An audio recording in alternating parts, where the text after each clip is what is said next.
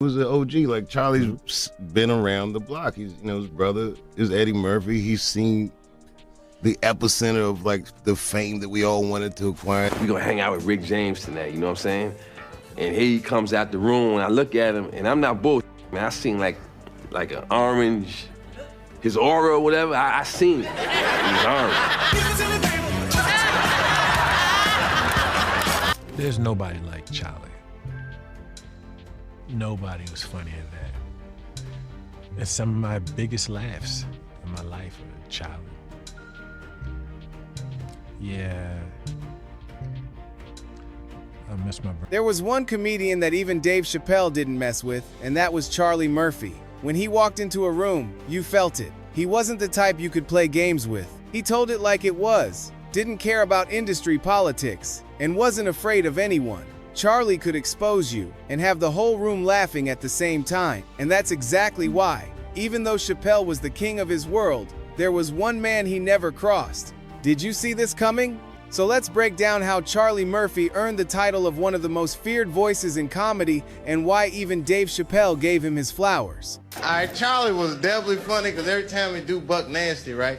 Like he'll be sitting in the back of the time machine, and as soon as they say, "Okay, roll sound," Charlie get to shaking like this. It's not. All right, just show him, like, just give him an example of what it's like to shoot this. From Doctors? Yeah. All right, ready? Roll sound. Ready?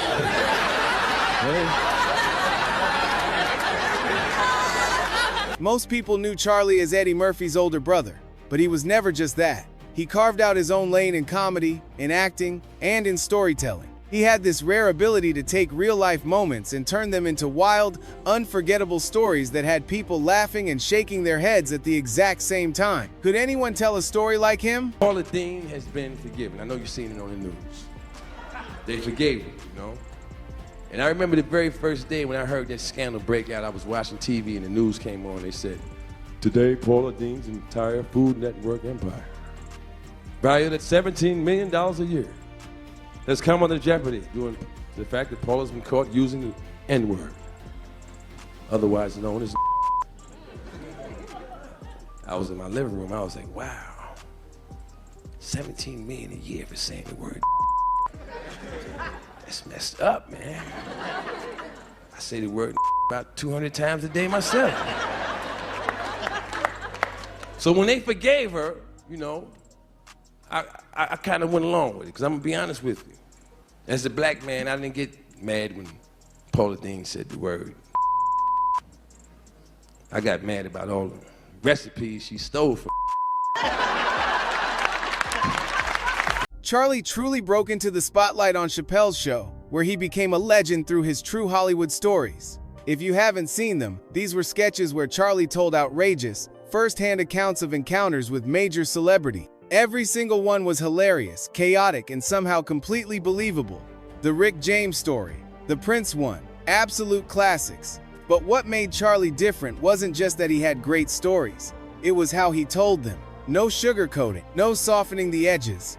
He laid it all out and didn't care one bit about playing by industry rules. Was he wrong for keeping it real? So watching Eddie's success had to be bittersweet for a guy like you, because it was not bittersweet. It was, I can't tell you bitter. how proud I am about my brother. There's nothing bitter about it. Be honest for a minute. I'm being totally honest. There must have been time. To see someone rise above that, okay? Right. Because before my generation or whatever, I can't look back and go, yeah, you know, my uncle went to Harvard and then he was this. Right. No, we was, you know, regular American black people, you know, struggling. Your brother is probably the greatest stand-up I've ever seen. Now, well, I'm not going to disagree with you on that. And I've told Eddie that. But Eddie made you his bodyguard.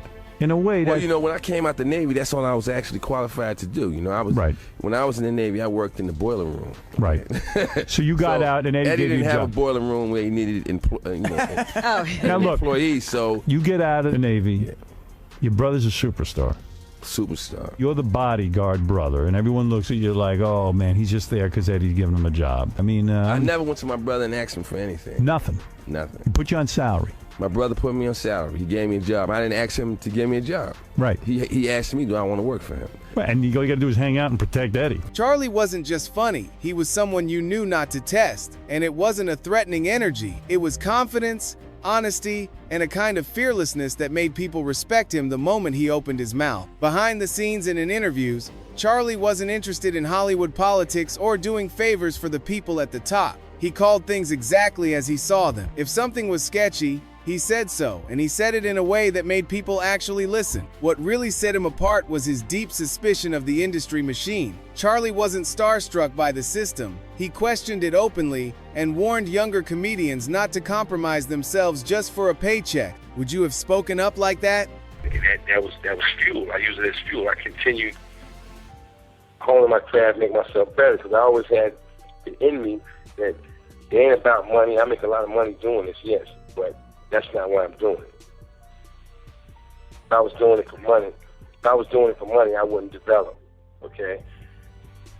Money is not going to inspire you to develop. You have to really love what you're doing to develop.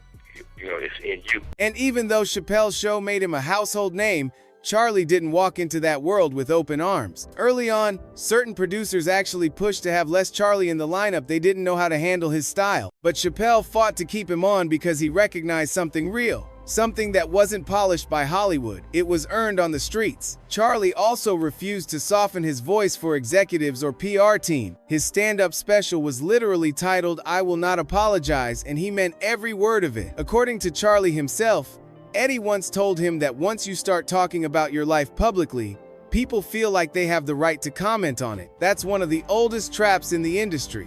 And Charlie never fell for it. He stayed 2 steps ahead and refused to be used for anyone's rating. Did the industry try to silence him? Brennan tells this story, the co-creator of the Chappelles show. He tells this story about you, that there was an actual situation where you grabbed a Tech 9 off a dresser and you were going to deal with a situation of some sort, and your brother Eddie says, "Hey Charlie, you know this isn't a movie, right? You know that this is real what you're doing right now." Look at that look on his face. You remember the details of that story? Yeah, What I remember the happened details of that story, man.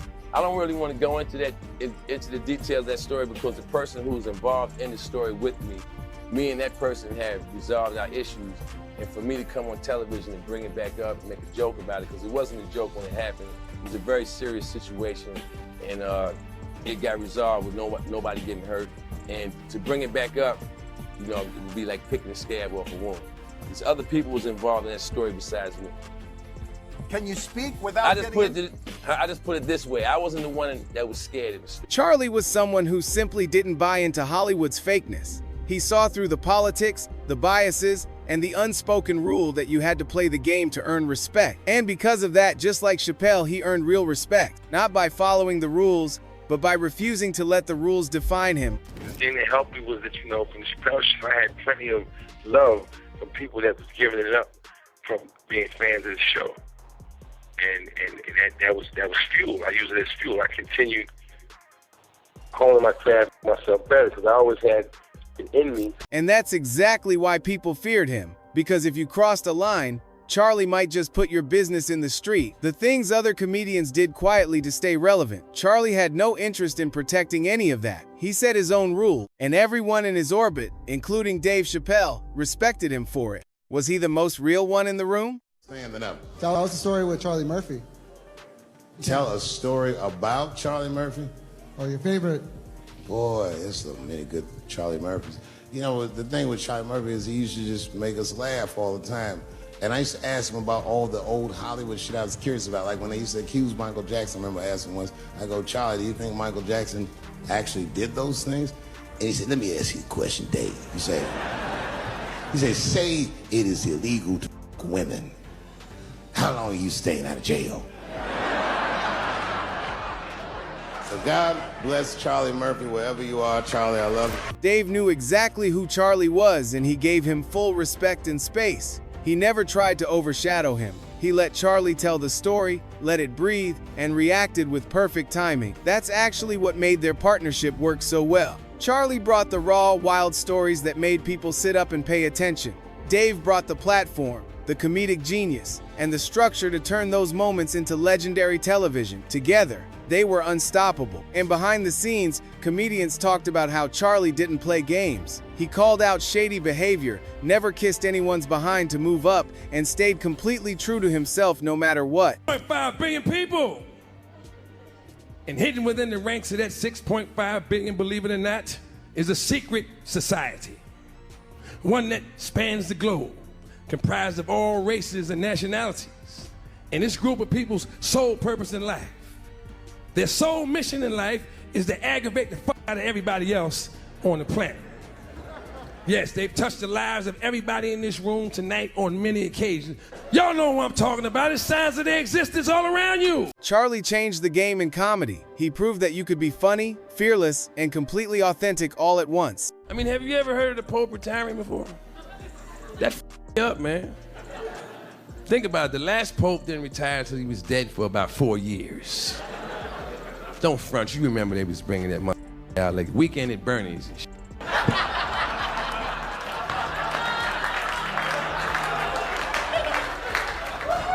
Even after Charlie passed in 2017, Dave Chappelle made sure the world knew how much he meant to him. During a tribute, Chappelle called him a good friend and said that everyone in comedy was heartbroken by his loss. A large part of the reason that I got to be successful. Like literally, he changed my life just by saying, I fought Rick James many times. We were like, what? He Rick James. Fought Rick James. I know you said that. Charlemagne, Jesus. I know what accent that was. Whoa. But no, he said he fought Rick James many times. He tell us his story at lunch, and it literally, from then on, it just changed. It changed. So Charlie Murphy was never just Eddie's brother. He was never just a sketch legend either. He was fearless, brutally honest, and impossible to underestimate. Dave Chappelle knew it. The whole comedy world knew it, and his legacy still commands respect to this day. Who carries that energy now? Which comedian today has that same no-nonsense, tell-it-like-it-is spirit? Could anyone ever match Charlie's mix of fearlessness and authenticity? And it still makes you wonder, did Charlie have even more potential than we ever got to see? Could his refusal to play industry games have been the very thing that kept him from reaching Eddie's level of fame? Drop your thoughts in the comment. Let's give Charlie Murphy the legacy conversation he truly deserves.